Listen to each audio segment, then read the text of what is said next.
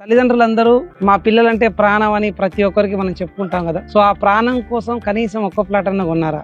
ఎక్కడ కొంటాం సార్? డబ్బులే లేకపోయా పిల్లల ఎడ్యుకేషన్ తోటే ఇబ్బంది అవుతుంది. సో ఎడ్యుకేషన్ ఎంత ఇంపార్టెంటో పిల్లల కోసం ప్లాట్ కొనడం కూడా అంతే ఇంపార్టెంట్. ఎందుకు ఈ మాట చెప్తున్నానంటే, నీట్ లో సీట్ వచ్చి, ఇంజనీరింగ్ లో సీట్ వచ్చి 1 year బ్రేక్ తీసుకొని నెక్స్ట్ ఇయర్ చదువుకోబేట, ఈ సంవత్సరం డబ్బులు లేవు నెక్స్ట్ ఇయర్ చదువుకో అని చెప్పే ధైర్యం ఏ తల్లిదండ్రులకైనా ఉందా?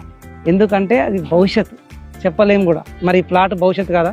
గ్రాడ్యుయేషన్ అయిపోయి హైయర్ ఎడ్యుకేషన్కి వెళ్ళాలంటే కూడా, అబ్రాడ్ ఎడ్యుకేషన్కి వెళ్ళాలంటే కూడా ప్రాపర్టీ కావాలి కదా.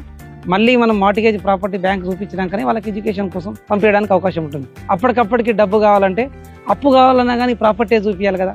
సో ప్లాట్ కొన్నంత మాత్రాన మా పిల్లల భవిష్యత్తు మొత్తం బాగుంటుందా అని కూడా మీకు డౌట్ రావచ్చు. ఒక చిన్న మాట చెప్పనా, వర్షం వస్తుందేమో అని చెప్పి గొడుగు పట్టుకొని బయటికి వెళ్ళినట్టు ఒక వ్యక్తి. సో వర్షాన్ని ఆపగలుగుతారా అని చెప్పి అందరూ నవ్విరట. సో తను వర్షాన్ని ఆపలేకపోవచ్చు, బట్ వర్షం నుంచి తడవకుండా మాత్రం ఆ గొడుగు అతను ఆపగలుగుతుంది. సో మీరు ప్లాట్ కొన్నంత మాత్రాన భవిష్యత్తు మొత్తం బాగుంటుందో లేదో నేను చెప్పలేను, కానీ నిజంగా వాళ్ళ ఎడ్యుకేషన్ కి, వాళ్ళ భద్రతకి, వాళ్ళ బిజినెస్ కి అవసరం వచ్చినప్పుడు మాత్రం ఖచ్చితంగా మీకంటే ఎక్కువ బలాన్ని ఆ ప్లాట్ ఇవ్వగలుగుతుందని మాత్రం ఖచ్చితంగా చెప్పగలుగుతా. మిమ్మల్ని మనీ మోసం చేయొచ్చు, మనుషులు మోసం చేయొచ్చు, కానీ భూమి ఎప్పుడు కూడా మోసం చేయదు.